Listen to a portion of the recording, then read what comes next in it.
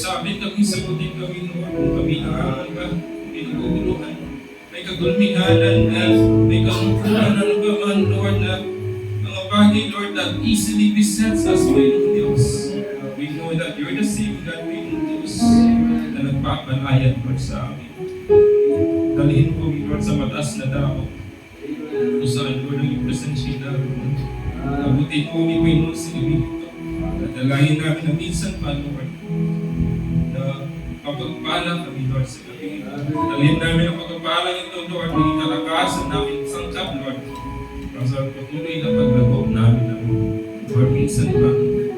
Dalahin din namin, Lord, na ikaw, Lord, mamuna, Lord, sa aming pagkakatipon. Maging nag-atipon, Lord, dahil sa iyong mga salita, dahil sa hindi ng pangalan. At dalahin namin, Lord, unahan mo kami sa bawat babasahin namin. Diyos, impart revelation, inspiration, Panginoon Diyos, about this. Ready our hearts, Panginoon Diyos, sa gabing ito. Anoint each and everyone, Panginoon Diyos. Ilang lingkod, Panginoon. Dalayan, Diyos. Pagkagod, ilaginin niyo, Lord, yung lingkod, Lord, sa gabing ito. Kaya, Lord, siya dalayan mo sa persami ko lang ito. Lord, we give back the glory and praises to you. The mighty name of our Lord, Savior Jesus Christ. Amen. Amen. Yan ang niyahan bawat isa, mga kapatid, na bukas, nalalaksonatan.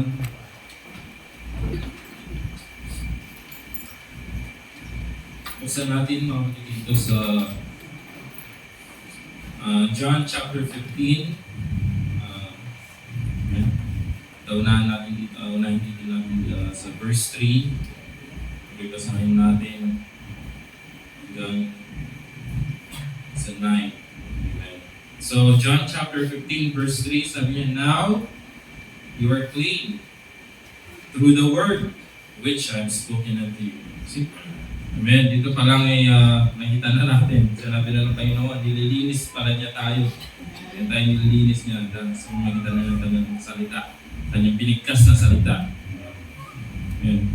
For, abide in me, and I in you, as the branch cannot bear fruit of itself, except it abide in the vine. No more can ye, except ye abide in me.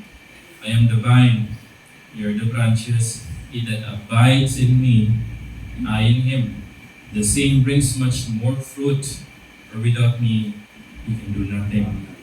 If a man abides not in me, he is cast forth as a branch and is withered.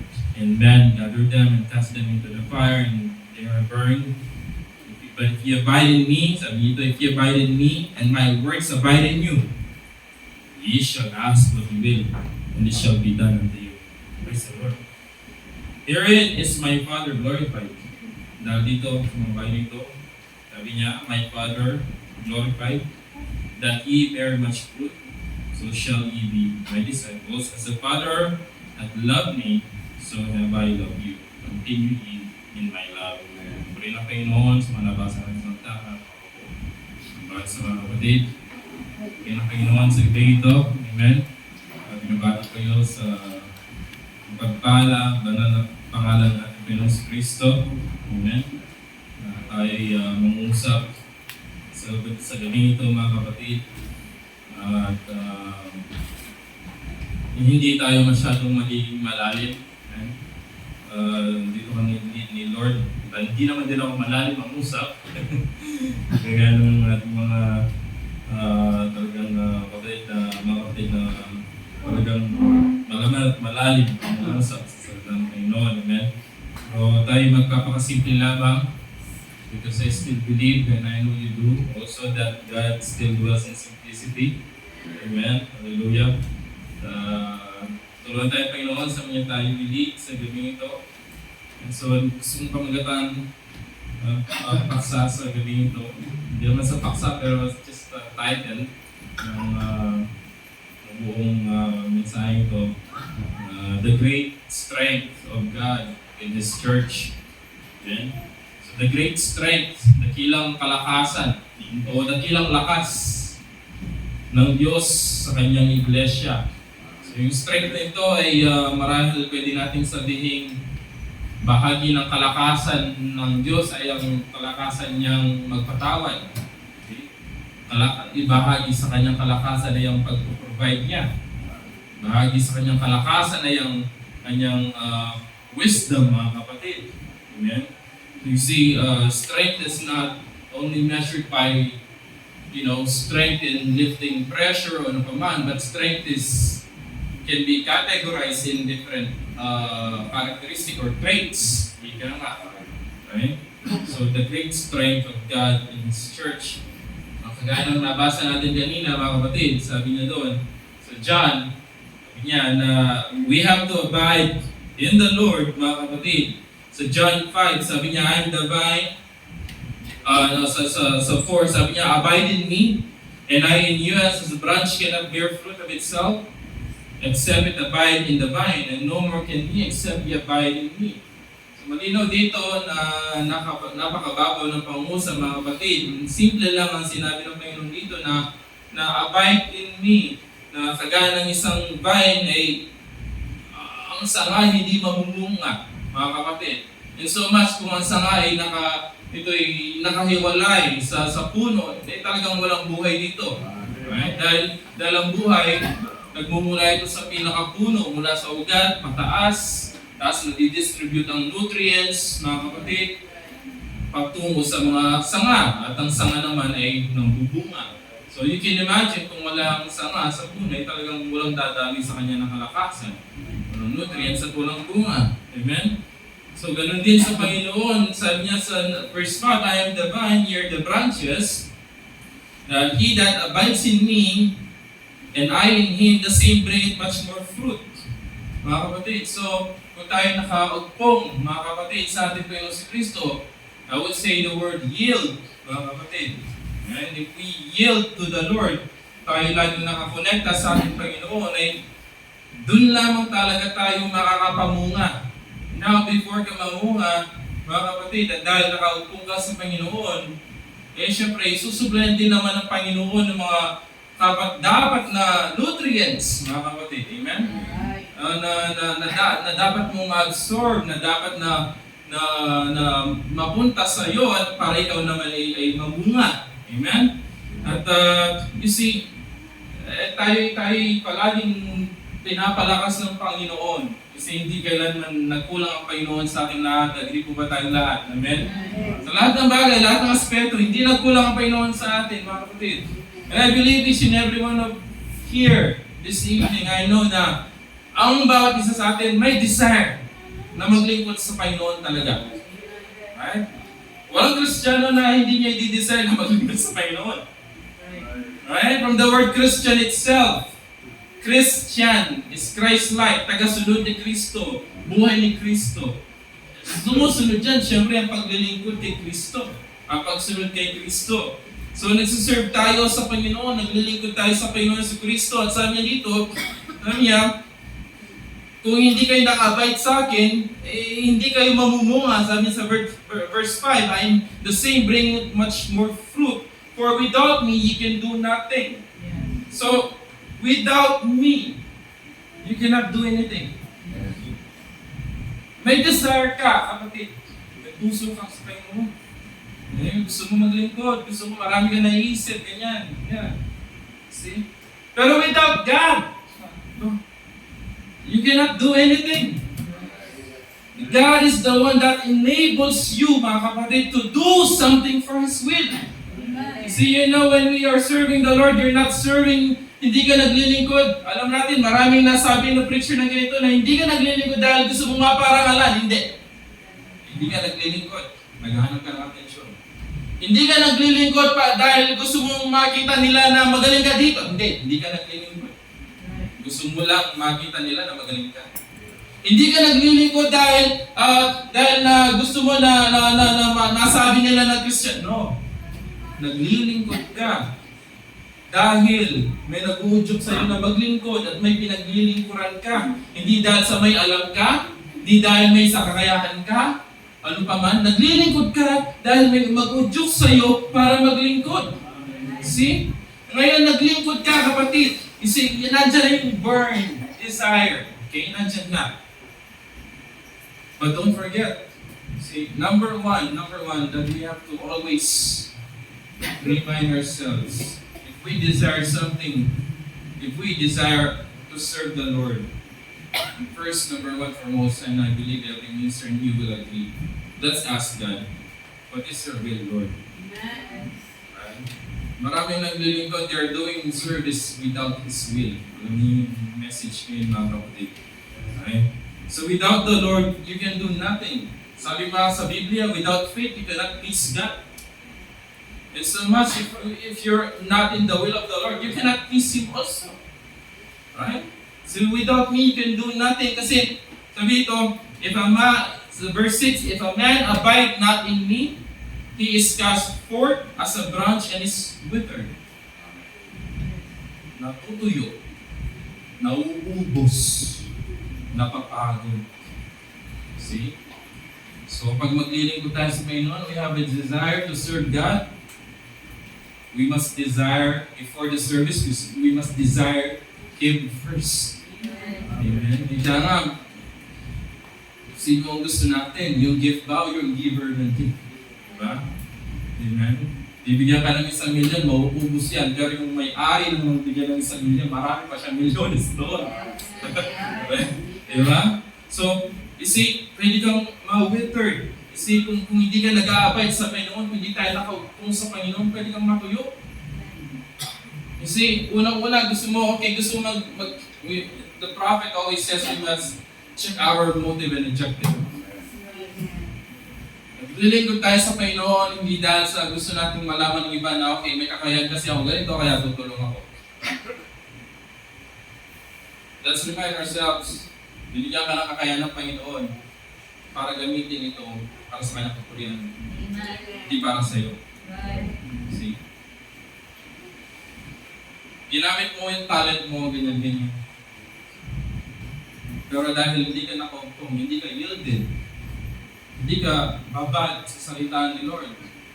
Ang alam mo lang, yung talent mo lang, doon ka lang naka-focus at alam mo, dahil sa mamagitan nun, makakatulong ka. Yes, may talent makakatulong ka, pero hindi ka babad kay Lord. There will be times, mga kapatid, mapapagod ka. Mauubos ka. Why? Kasi walang nagsusustain ng strength mo. Yung talent mo, yes, nandyan. Pero yung disappointment, nandyan din. Yung talent mo, yung lakas mo, nandyan. Pero yung circumstances, nandyan din. Kung merong sagarang tubig, merong drought na tinatawag, kapatid. At kung hindi ka nakaubong sa Panginoon, as the true vine, mga kapatid, walang nutrients na dadaloy sa iyo, mauubos ka. You will become withered. That's in serving the Lord. Before we desire the service to the Lord, let's desire Him first, mga kapatid. Alahan natin yung title ng paksa nito, it's His strength, it's His power in His church. Not your strength, not your power for the church. No. It's not like that, kapatid. Okay?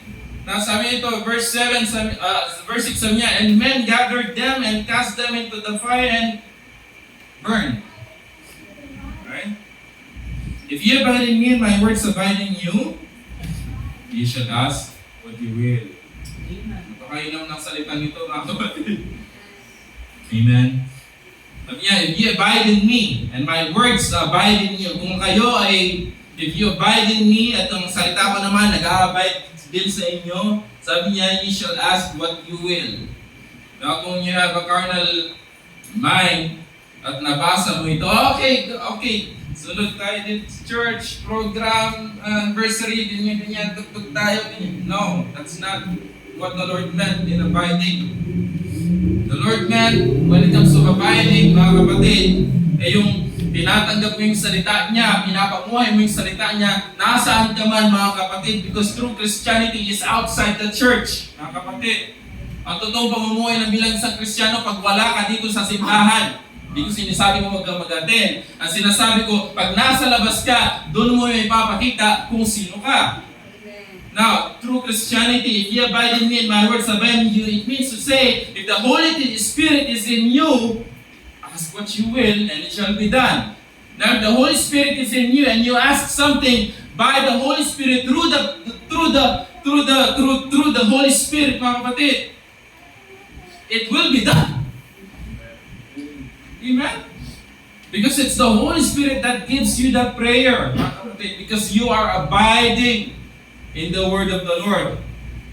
And again, the Word, John 1:1, the beginning was the Word, and the Word was with God. Ang Diyos ay salita, at ang salita ay Diyos. At kung sa kanyang salita ay sumasa iyo, ang Espiritu niya ay sumasa iyo, ang Diyos ay sumasa iyo, at ang nananalangin na ngayon ay hindi na ikaw, kundi ang Diyos. Amen? At sa pamagitan ito, sabi niya, herein is my Father glorified, that ye bear much more fruit. So shall be my disciple. At sa pamagitan doon, dahil nakaupong kayo, nakarely tayo sa Panginoon si Kristo, nagbubunga pa tayo ng marami. Now, basa tayo mga kapatid. Before anything else, just want to give you, paano ba to? An introduction mga kapatid. Kasi ang topic nga natin dito ay great strength. The great strength of God in His church, we see. One time, si Brother Branham may na-preach siya na The Contest. Right? Sila nakabasa sa inyo ng The Contest. Ang sabi niya, yung context ni Brother Branham dito is a test of strength. Mga kapatid, at sabi niya na one time, yung mga sa India daw, meron silang tug of war doon na ginagawa kung saan there are group of men here and there are group of men here, nagila sila sa makapal na lubid at sa kalagitnaan is coal of fires. Okay? At kung sino ang mas malakas at talagang matindi ang hila at nadadaig yung kabila at yung natatalo ay talagang mapupunta dun sa nagpapaga, mga kapatid. Right? And that's a contest, mga kapatid, ng lakas. At sa spiritual, ay kung titignan natin, sabi ni Brother Branham, ngayon, we are in the greatest contest. Yes. Mga kapatid, sabi niya, right? Sabi niya, and there is a greatest contest that's between the church and Satan. Right? That great strength of Satan. And we want to speak of the great strength of God in His church. At dyan kinuha, mga kapatid, yung title. The great strength of God in His church, mga kapatid. Bakit kinuha dun sa John? Dahil, you see, katulad na nabanggit natin kanina, strength is not about only pressure. Strength has different traits or can be used in different matter. May lakas kang magpatawad, may lakas kang magbigay. You see? May lakas kang tumulong. Iba't ibang klaseng lakas iyan. Hindi lang lakas para magbuhat, o ano pa man. Right? See, then sabi dito ni Brother Branham, sabi niya na now this great contest has been going on for many years. Contest between Satan and the Church of God. Contest between Satan and the Lord. It's been going on for many years, or should I say it's been going on now since it started in heaven and Satan was kicked out into the earth. Mga kapatid, we have to realize that we are in the greatest battle ever fought. We are not, sabi sa Ephesians, we're not waging wars against flesh and blood, but we're waging war against principalities, evil things. Sa Ephesians, mabasa ninyo yan. At hindi tayo lumalaban sa mga sundalong veteran lang. Lumalaban tayo in spiritual warfare. It's so much that these angels that we battle, angels of Satan, are equipped with centuries of experiences. Yes. Ganun kabigat ang battle natin. Since heaven kicked out on the earth, the beginning of time, mga kapatid, mula kay Adam and all throughout sa panahon natin ngayon, they never died. They continued on. They learned a lot. And it's not good for a Christian to be stagnant. Sabi nga ni Brother Edson last time. This angel continues to learn. They're not eternal, unlike God who knows everything na. does not need to learn. He's eternal. These angels are immortal. They learn. At kung tayo pinanganak lang dito sa panahon nito, I hope we can imagine how much more we have to be careful, mga kapatid, sa pamumuhay natin. Diba?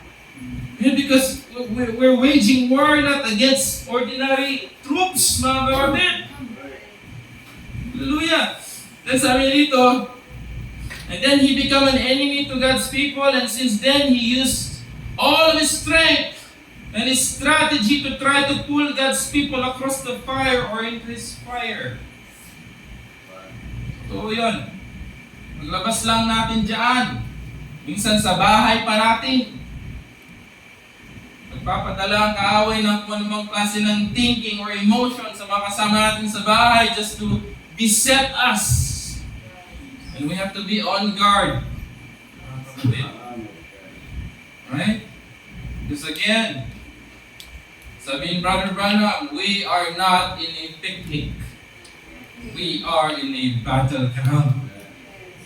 Sundalo, pag pinadala sila sa gera, sa disyerto, sa gubat, yung mga musang na tinatawag sa Pilipinas, yung mga sundalo o yung mga scout rangers, pag pinadala yan, nasa gubat sila, sa tingin ba ninyo parang picnic ground ng punas? Hindi. Every drop of water na kailangan nilang inumin, they have to work on it through vegetation and plants. Kakainin nila, they have to hunt for it. There's no easy thing, there's no easy moment for them. And at all times and all costs, they are on guard kasi hindi nila alam baka yung kalaban malapit na pala. That's how we wage war, mga kapatid. But we are very thankful to the Lord because He had revealed the tactics of the enemy. Kapatid, that's why we recognize when the enemy is on move. And when we recognize when the enemy is on move, we have the greatest weapon that we can ever have. Prayer. At ano pa? The word of the Lord. Diba? Hallelujah. Remember the Lord Jesus Christ when He was tempted, mga kapatid. He didn't use power, miracles, or anything. He used the word of God. Ang sabi ni Brother Branham, ginawa ni Lord yon para sa mga Kristiyano na kahit sabihin natin, even the smallest Christian, sabihin natin pinakamahinang Christian, kayang gawin ito. As sambitin ng salita ng Diyos para makalaban sa diablo. You have a special weapon for this extraordinary warfare, mga kapatid. Sabi ito, at alam din natin, mga kapatid, sabi niya, we know that who has the most power? God does. And God, when He gave His people the best thing He could do to combat Satan with, what is that? His Word.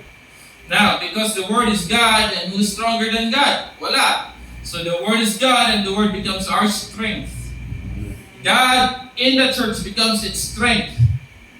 God in the church becomes its strength to pull Satan to his own fire that he has made. Hindi sa sarili mong lakas, hindi sa sarili mong kakayanan. It's God in you. Mga kapatid. Hallelujah. But things to do, to my opinion, is know your enemy. Minsan nabanggit ni Brother Elmer Garcia is a famous general in China. Sinabi niya, you must know yourself and know your enemy. Right? Let's talk about natural battle. Let's talk about natural war. Soldiers, troops, armies. Sabi niya, if you know yourself, you don't know the enemy, there is a 25% chance of winning. If you know your enemy, if you know yourself and you don't know your enemy, there is a 50% chance of winning. 50% chance.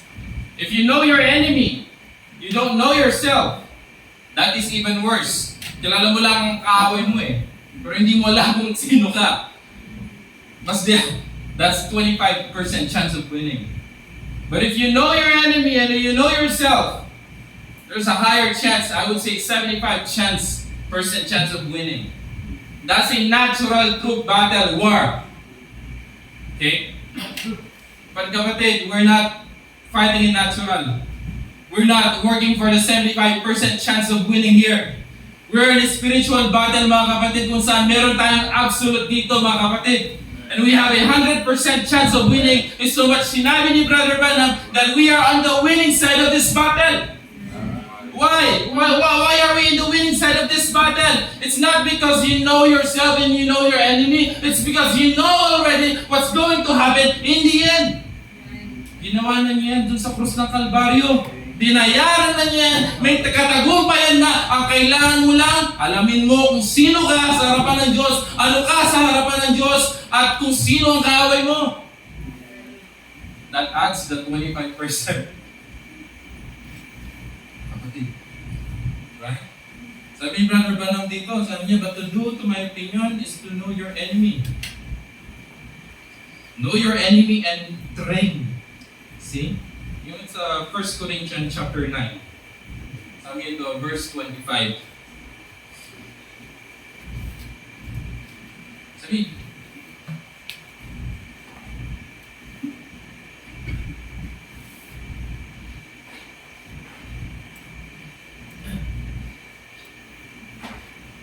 First Corinthians chapter 9 verse 25. Sabi dito ay ano ba?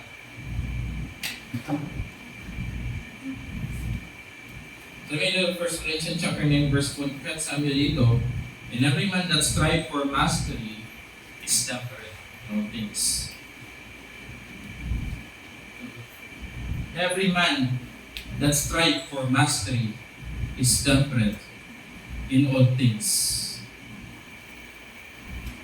Sino man ang gustong magpakadalubhasa sa isang bagay, nagsisikap ito.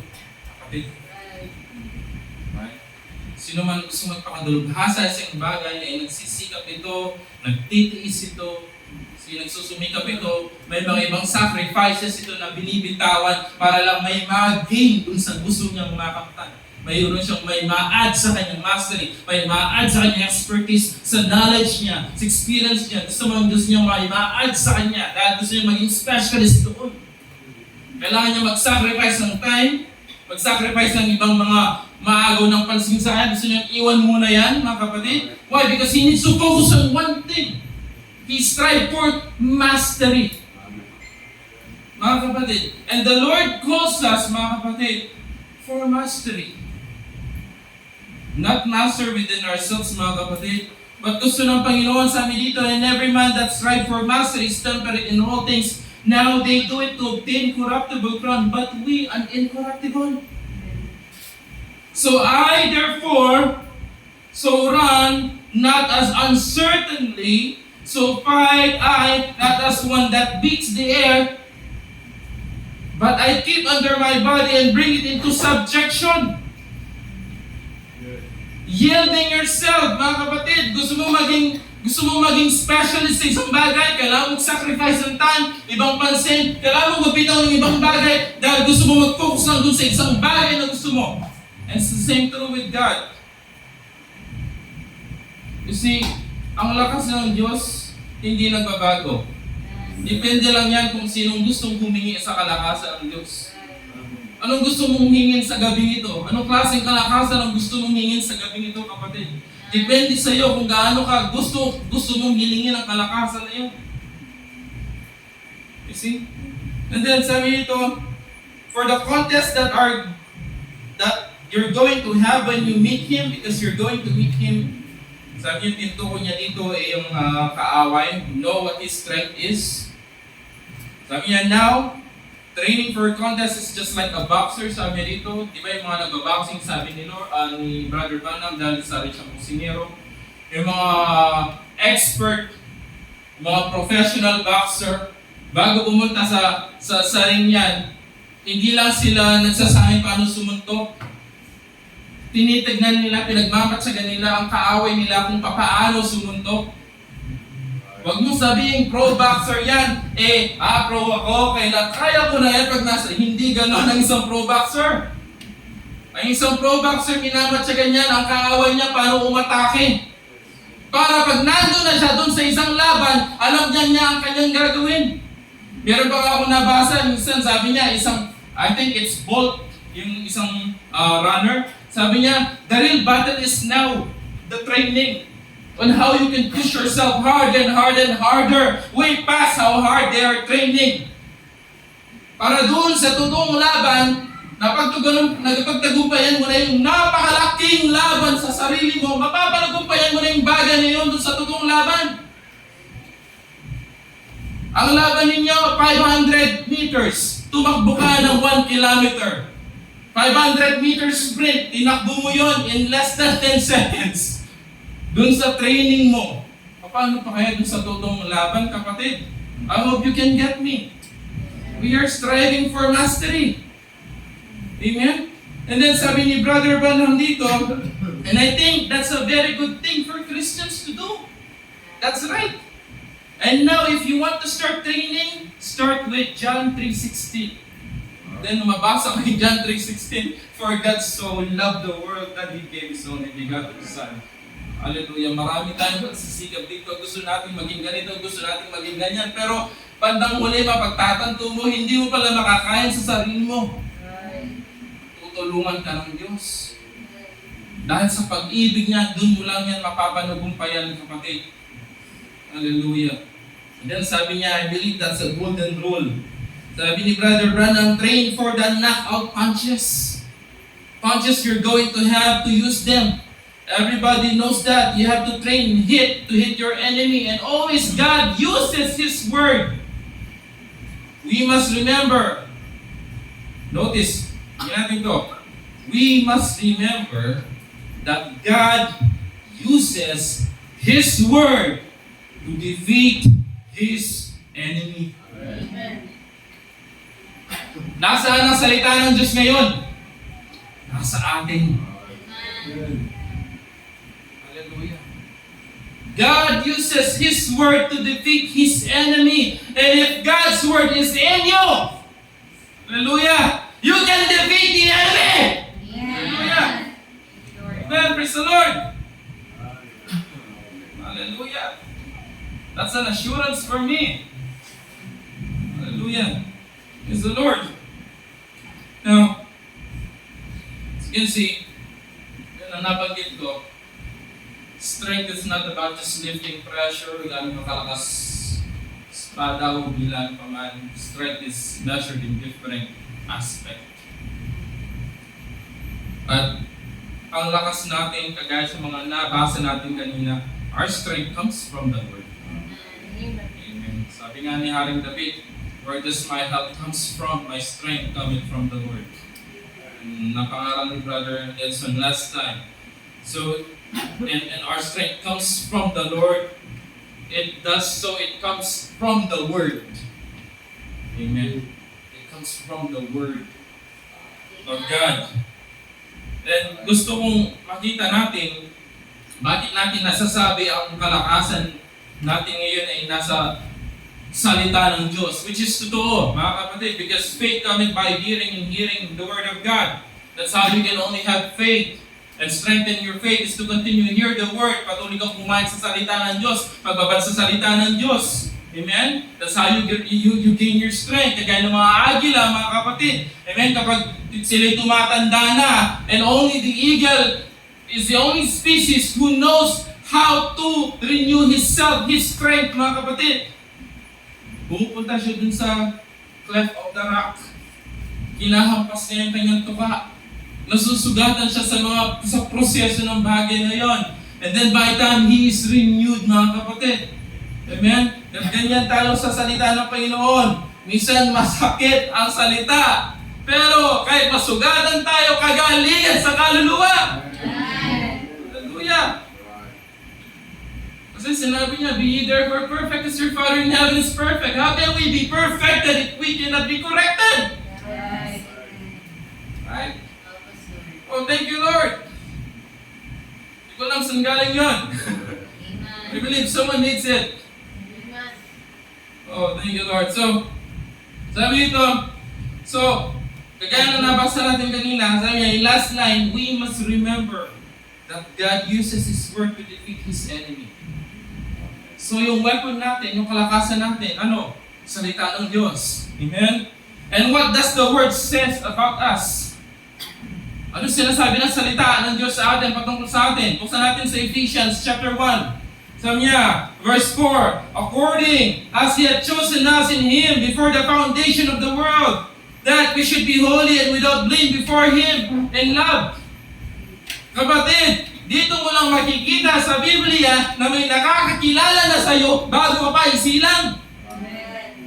Sabi niya, according He had chosen us in Him before the foundation of the world. Itinalaga ka niya para maging holy without blame. Walang dungis. Nilinis ng kanyang banal na dugo. Hallelujah. And then sinagot yan, sinusugan niya ng Ephesians chapter 5. Verse 26, anong sabi doon? That He might sanctify and cleanse us with the washing of water by the word. Kaya pala without blemish ka. Kasi hinuhugasan ka. Sa tuwing magikinig ka ng salita niya, sa tuwing magipag-commute ka sa Kanya, natatanggal yung dumi. Kaya without blemish ka. Okay. Yan. That He might sanctify and cleanse us with the washing by the water of the word, that He might present it to Himself, a glorious church. That's the victory we have. Amen. Hallelujah. A glorious church, a super race. Hallelujah. Not having spot or wrinkle or any such thing, but that it should be holy and without blemish. Hallelujah. Itinalaga niya na ikay maging blemishless, blameless. Amen? After mo malinisan, ano ba kasunod mga kapatid? Hindi ka lang niya ginastify, hindi ka lang niya sinantify, hindi ka nag-stuck dun sa bagay na yon. Amen? After kanyang malinisan, ikay itinas niya into a higher degree. Pinag-further ka niya mga kapatid. Hindi farther, further. Higher degree. Hindi na gusto ma-justify ka lang, malinis ka lang. No. Tapos kanya ma-justify sanctification. And Brother Branham, and we know, Brother Branham says it's a compound meaning. It's set aside for service. That's what sanctification means. Amen. You're set aside for service, kapatid. Oh yeah. You're set aside to serve. Praise the Lord. Amen. So, sabi nga ni Pastor Rick, hindi ka naglilingkod sa tao. Naglilingkod ka sa Diyos. Hindi mo tinatry impress si pastor, hindi mo tinatry impress yung ibang manggagawa, o sino mga kapatid, ang gusto mong paglingkuran ng Diyos. Kapatid, dahil kung ikaw nakasalit sa mga bagay na nandito lang at hindi doon sa Diyos, madidisappoint ka. Mahihina ka. Kapatid, kung gusto mo lang magpakabanal dahil alam mo yun ang tama, pero wala yung pag-ibig mo at mag-serve kay Lord, madidisappoint ka, mahihina ka. You will be withered. Kakaroon ka ng burnout.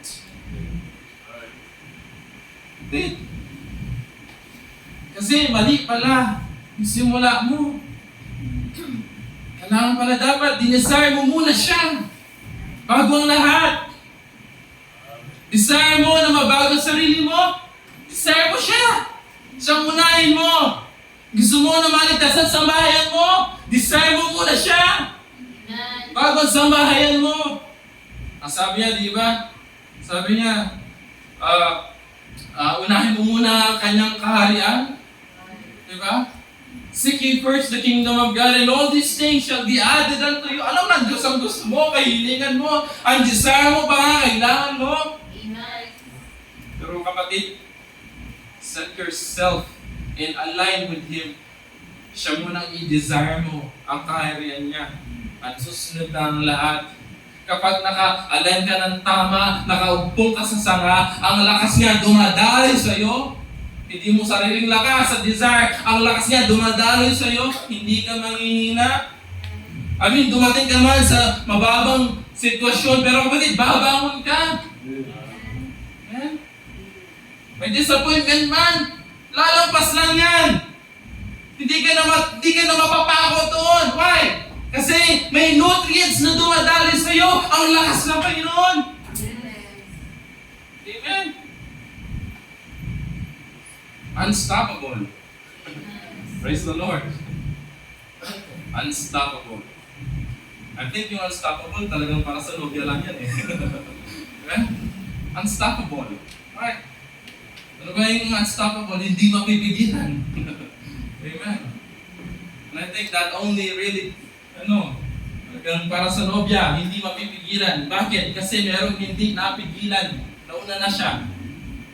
Ang ibang Panginoon. At dahil nagtagumpay siya, ano sabi niya? Magtatagumpay din tayo. Hindi siya napigilan, hindi tayo mapipigilan. Kapatid. Amen. Hallelujah. Praise the Lord. Pagpapala natin ang Panginoon. Amen. Praise the Lord. Hallelujah.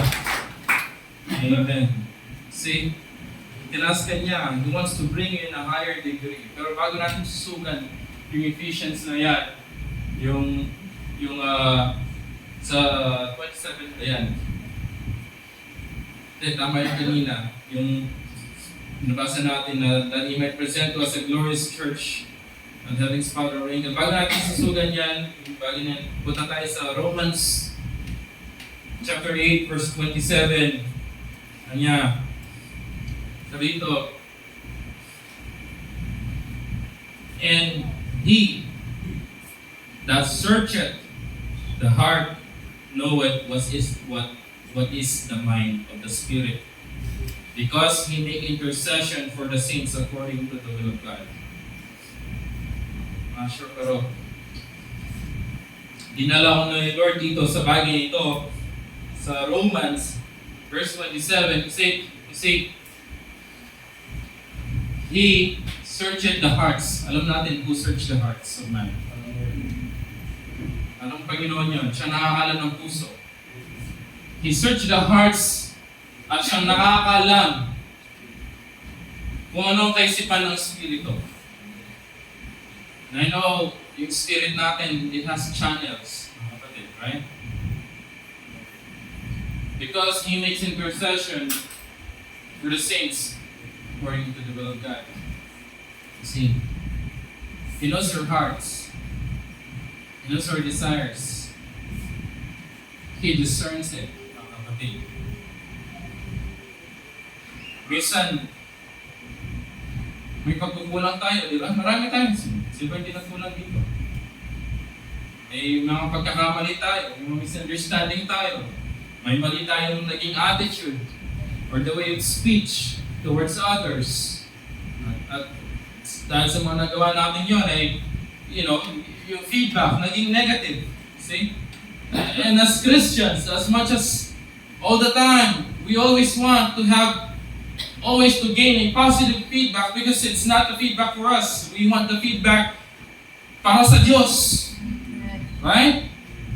That's what we want. You see, hindi mo maiwasan minsan na, hindi mo mautusan yan, kailangan pang diktahan yan, tumatakas nga yan eh. Oh. See? Walang pusa, ganyan. Ang hirap ng ganun. Ang sabi ni Brother Branham, we are ambassadors of Christ. And ambassadors represent something. So Brother Branham, kung may ambassador ng United States, sabihin, nire-represent na niya ang bansa ng United States. May ambassador ng Japan, nire-represent na niya ang whole country of Japan. When they look at that ambassador, kung paano kumilos, magsalita, ano yung kultura niya, they can start to imagine anong meron sa Japan. It's an ambassador, a representative. And we are ambassador of Christ, as Brother Branham says. And how we walk in our daily life We represent Christ. In as much as we also represent Christ to every brothers and sisters. Naniniwala ba tayo doon? That we don't only represent Christ outside, but we represent Christ to each and every one of us. Kaya dahil tayo sa bawat isa, may pagkukulang ka dito, may pagkukulang isa dito, ang gagamit si Lord para maging ambassador niya, para mapunan ang pagkukulang dito at pagkukulang doon. Do you believe that? And God dwells in different forms, or I should say, comes to us in many forms. Sometimes He heals you by music, sabi ni Brother Branham. He teaches you by preaching. Sometimes in listening songs. Sometimes magpapadala siya ng kapatid para sa iyo, para mapaalahanan ka. Diyos pa rin yun. Amen. Pero kapatid, if we are ambassador of Christ and we walk toward each other na mali,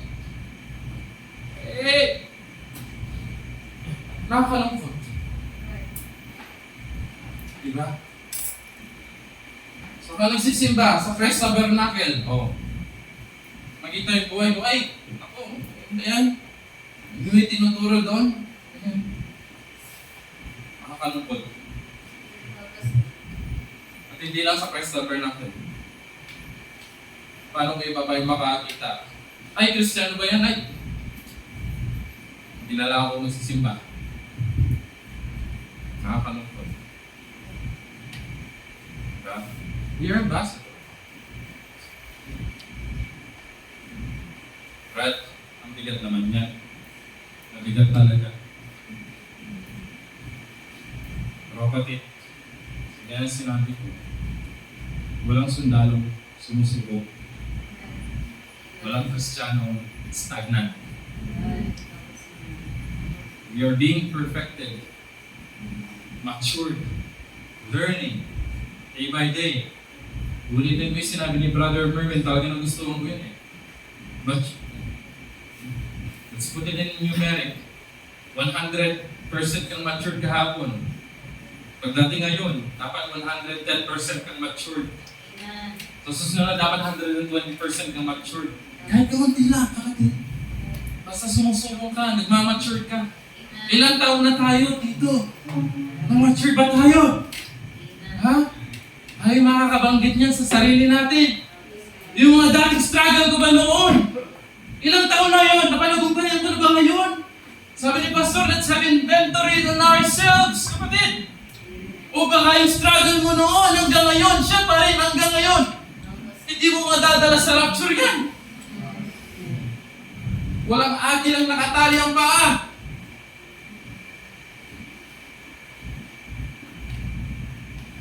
See? Kung mo ba't ganito, exhortation dapat to eh. Magpapalakas eh. Ha? Sino ba mga agila dito? Amen. Praise the Lord! Namusong pa sa agila. Amen! Amen. Mga agila, nagmamature dyan kahit 1% lang sa bawat araw. Masaya ko doon. Amen. Nalalam ko kahit isa sa kahit pinakamabagal na suso. Sabi nga ng isang preacher, inintay yan ni Lord para makapasok doon sa daong. Hallelujah. So it means, pag may maturity, may correction, may acceptance, humbleness.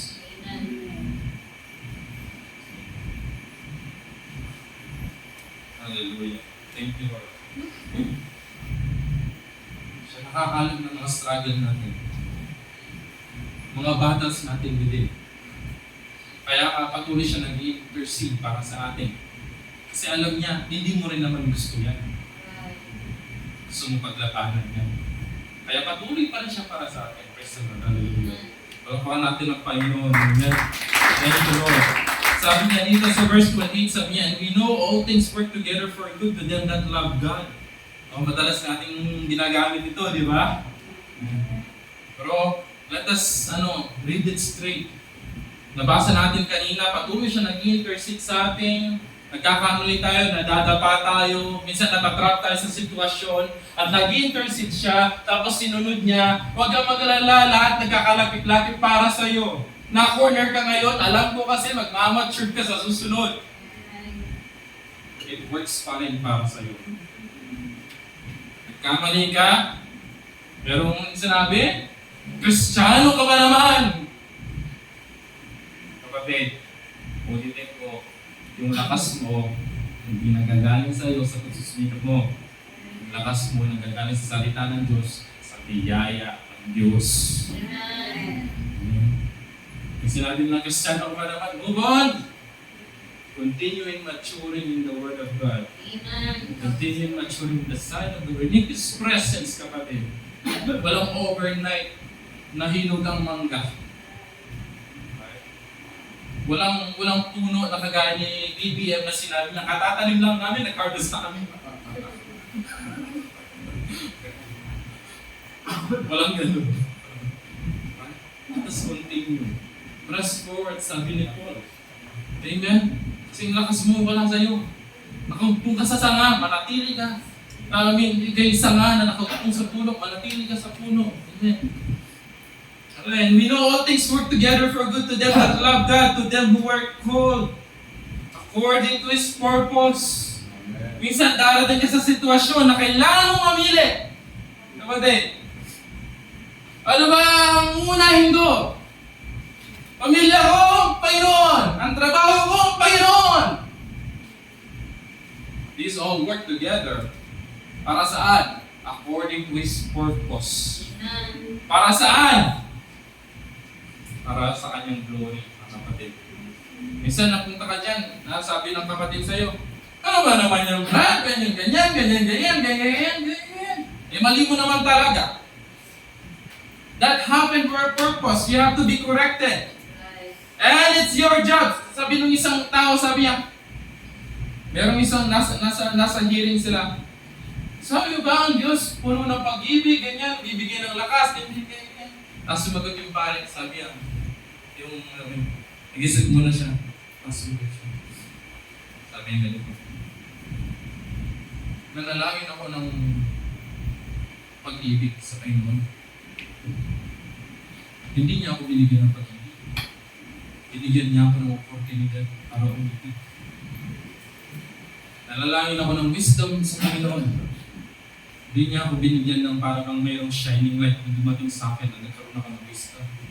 Binigyan niya ako ng problema para matuto magkaroon ng wisdom. Nanalangin ako ng humbleness kay Lord. Minsan may nag-point sa akin na napakabigat. Parang hindi ko matanggap. Pero yun pala yung sagot niya para magkaroon ng humbleness na matuto ko maging humble. Sometimes it works together according for His purpose. Hallelujah. What's for that?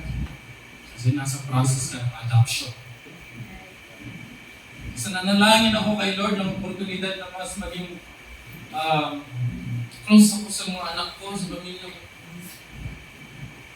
Wala ka na trabaho, saging close ka. Nalis mo na nila, parang saging close tayo. Diba? Wala kami nakatamaan, bigla na namatay.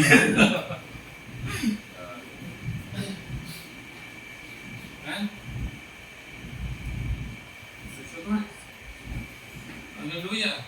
Para saan niya? Purpose niya. Anong kakasin niya? Sabi niya, be therefore perfect. Gusto niya masakdan tayo eh.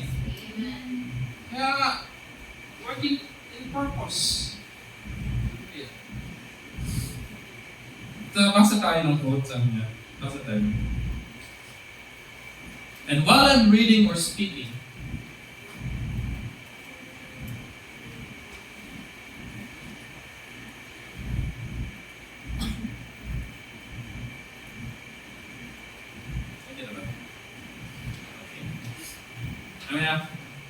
while I'm reading or speaking, just remember, the omnipresent God is always here present. Naniniwala ba tayo doon? Amen. So, pag naniniwala ka, let's respond to the word of the Lord, okay? Kung natin tama, let's respond. If you want to raise your hand, raise your hand. Kapag gusto mo mag-amen ka, dahil alam mo tama. Sabi niya dito, because the omnipresent God is always here present. So, you want to show how welcome He is, mga kapatid, especially ang kanyang salita sa atin. Hallelujah. And as a brother said about the epileptic of the last time we were here, God can heal cancer. God can heal paralysis. I want to draw our attention on that. Alam natin dapat yung right term paralysis. Bakit paralysis? A lot of things paralyzes us when we are serving the Lord. Marami tayong bitbitin. Minsan gusto natin maglingkod sa Panginoon pero naisip natin, ay ayoko maging katrabaho si ganito kasi ganyan siya. It paralyzes you already for your gift to operate. Minsan gusto natin mag-serve kay Lord, ganyan ba? Day off ko, ganito. It paralyzes you already. Maraming nagpa-paralyze sa atin. But remember kapatid, ang sabi niya dito, if God can heal cancer, God can heal paralysis. It means God can set you free from all things, then operate in the will of the Lord. Whatever it is, He has already done it, mga kapatid. He is supporting you. Kapag binigyan ka ni Lord ng task, bibigyan ka niya ng blessing to operate the task. Kapag binigyan ka niya ng talent, mayroong pagagawa sa iyo para gamitin yung talent. Enabler siya, kapatid. You're not there for just a design. You are there for execution. Demonstration. Amen? Hallelujah. He has already done it. If He can just get you to believe that, do you believe it? Hallelujah. Now, you're not saved tonight. You've been saved. You were saved 2,000 years ago. 1900 years, panahon niya, 1900. 2,000 years ago. And now, maybe tonight, you'll accept that salvation. But it's already paid for. Sabi niya. And the devil that put you in the pawn shop, sabi niya, Jesus came and redeemed you and opened up the doors. Jesus already opened up the doors. Alalahanin natin, God defeats His enemy by His word. Amen. Kapag nasa sitwasyon ka, remember His word. Amen. And then sabi niya dito, people open up the doors and the only thing you have to do is walk out and claim your liberty. That's all. You have a receipt from God. Ano yung resibo niya? Let me tell you something. In the time of Israel, they have to do sacrifice. Right? At yung high priest, he needs to sprinkle blood. Ark of the Covenant. Kapatid, that was the shadow. May nangyari. Yung resibo natin, mismo dun sa krus ng Kalbaryo. Hindi man natin makuha yung physical blood na yun, pero sasabihin ko sa inyo, if you can search, Ron Wyatt,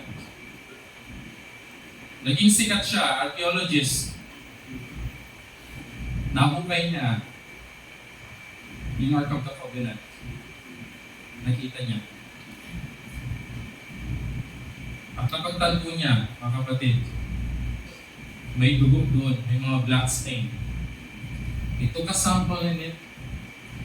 Pumunta siya dun sa isang Jewish na medtech yata yun or no. They tested the sample. Bulag itong specialist na ito. Kanino specimen ito?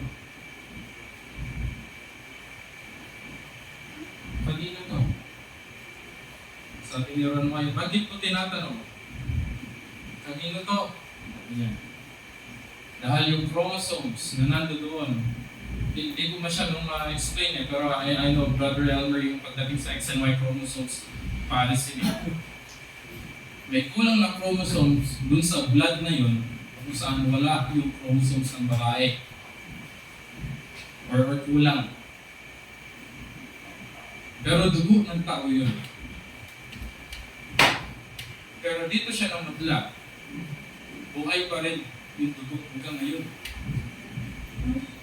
Kapatid, kahit hindi ko man mabalitaan yun, kahit wala man yung discovery ni Ron Wyatt, but you cannot erase the fact na may namatay para sa'yo, yun ang resibo ko. Kapatid, hindi ko kailangan ng anumang biology o anumang scientific na proven ano pa man yan, kapatid. I know that I've proven God in my life enough. And that's my receipt, kapatid. And you can show your receipt sa Panginoon. Sa kaaway, ito ang resibo na binayaran ng Panginoon. Ang lahat ng pagkakamali ko, lahat ng panghihina ko, lahat ng karamdaman ko, binayaran niya. Ito yung resibo. Hallelujah!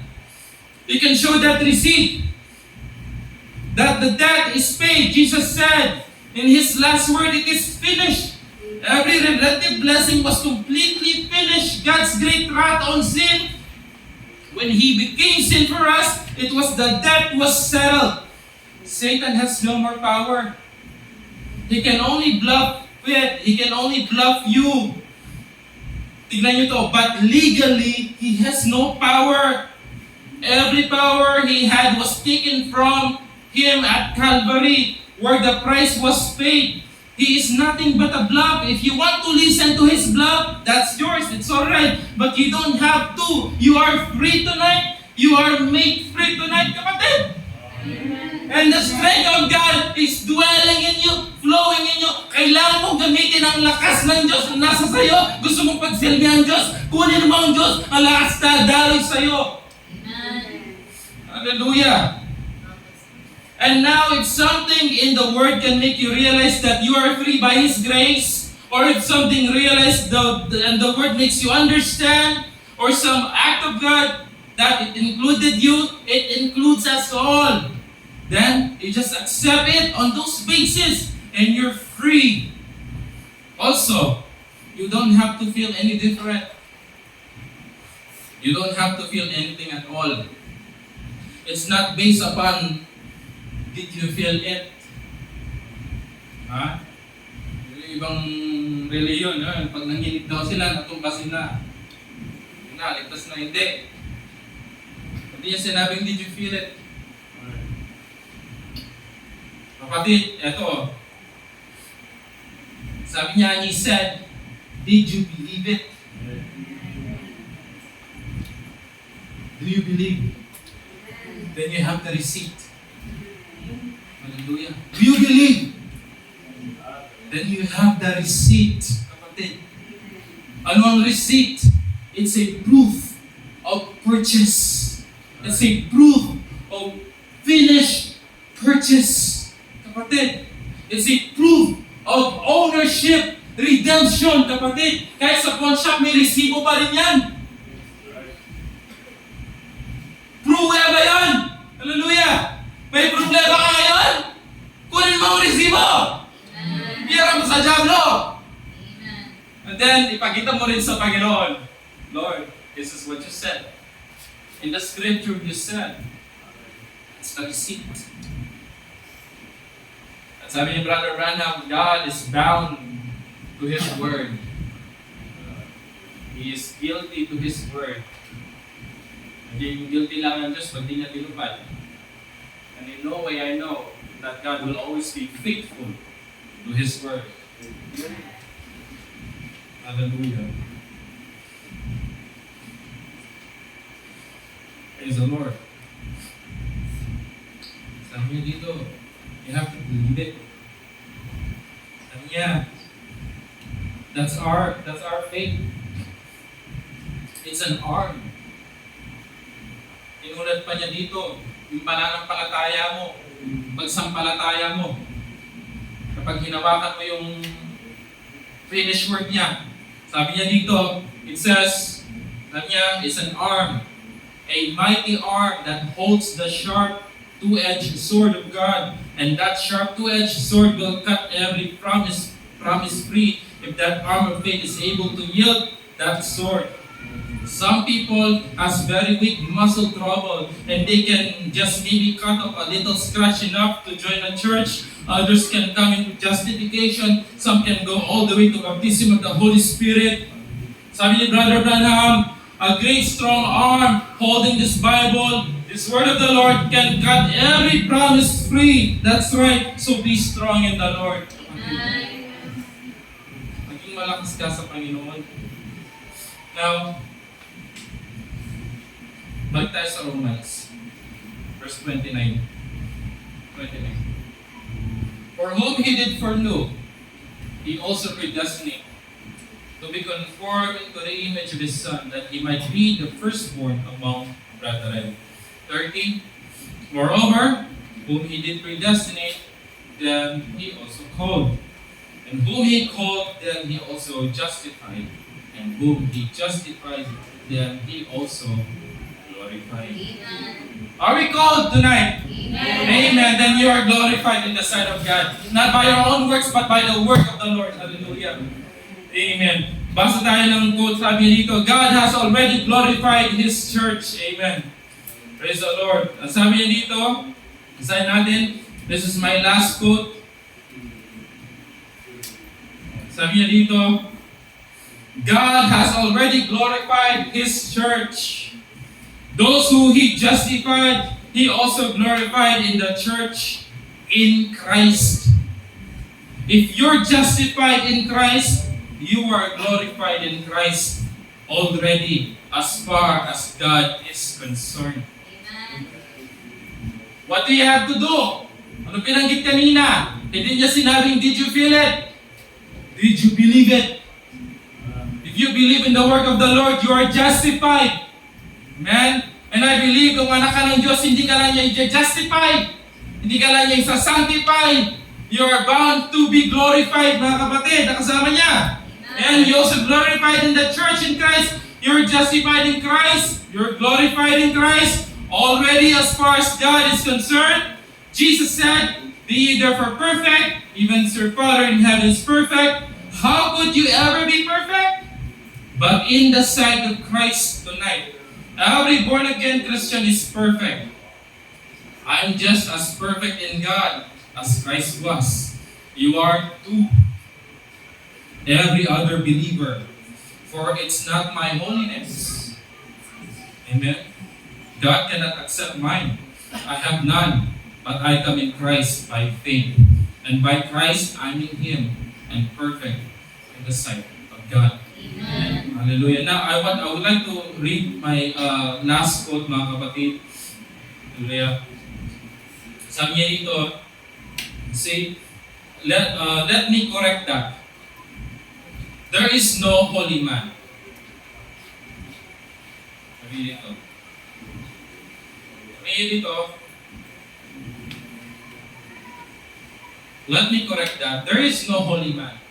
There is no holy church. There is not such a thing. It's a holy God.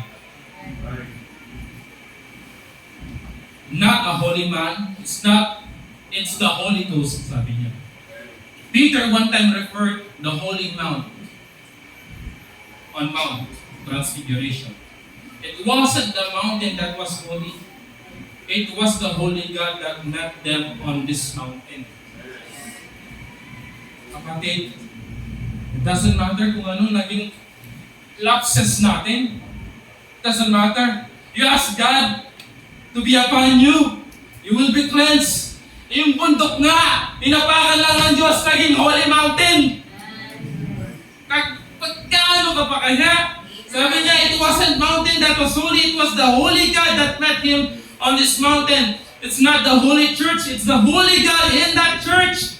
Not the holy man, but the Holy Spirit working in each one of us. In every man. The man will fail, all of us. He's a failure to begin with.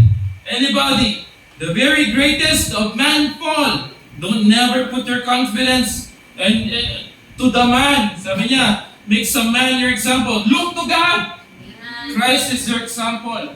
Christ is our strength. Christ is our holiness. Christ is our enabler, mga kapatid. Amen. Do you have any need tonight? God's strength is perfect. He enables His power to you, kapatid. May pangailangan ka, gusto mong matagumpayan sa gabing ito? You see, you just have to believe that He can enable you to overcome because He already overcame. Amen. Tayo po'y tumayo, mga kapatid. Hallelujah. Pray ng Panginoon sa gabing ito, amen? I hope na napalakas ang bawat isa. Amen. Sa simpleng pangungusap na ito, everything works according to His purpose. Walang nagkataon. yung mga pagkakataon na yon, circumstances,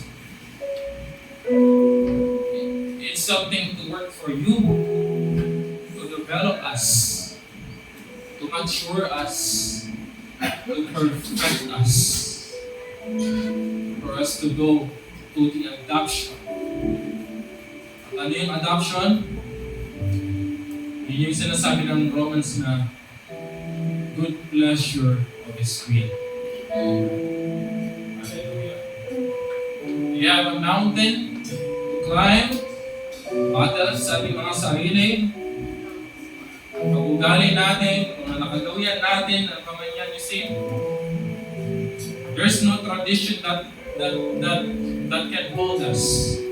Walang pag-uugali that can paralyze us. Mga naman nating pag-uugali, mga naman nating tradition, mga nakagawian natin, mga nakasanayan natin, mga natutunan natin na mali sa harapan ng Panginoon, mga na-absorb natin mga negatibo. You see, sabi kanina sa quote, God can heal everything at may nabanggit doon paralysis. We know the right word is paralysis, but it says paralysm. It's an ism, kapatid. Walang pwedeng makaparalyze sa'yo kung ka kay Kristo. Sabi niya, if you abide in me, my words abide in you. See, if you abide in me, sabi niya, doon ka lang makakapamunga talaga.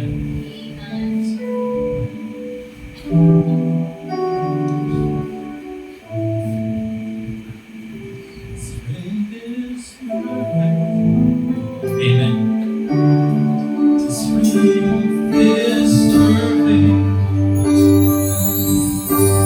His strength is perfect when our strength is gone.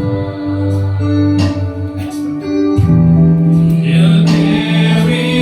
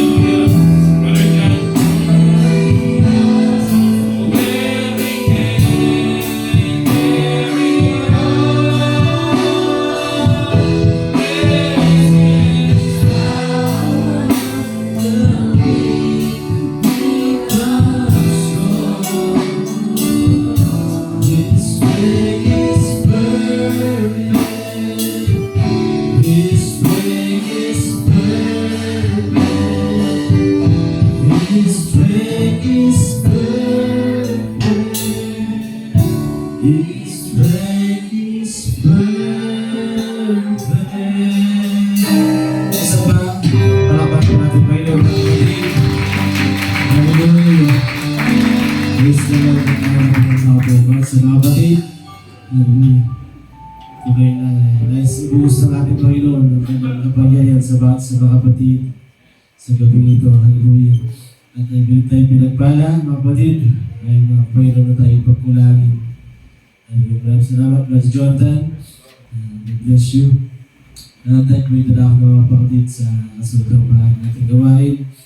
At sino po may mga prayer po sa inyo ay atipot sa sama-sama po natin may pananalig sa Lord.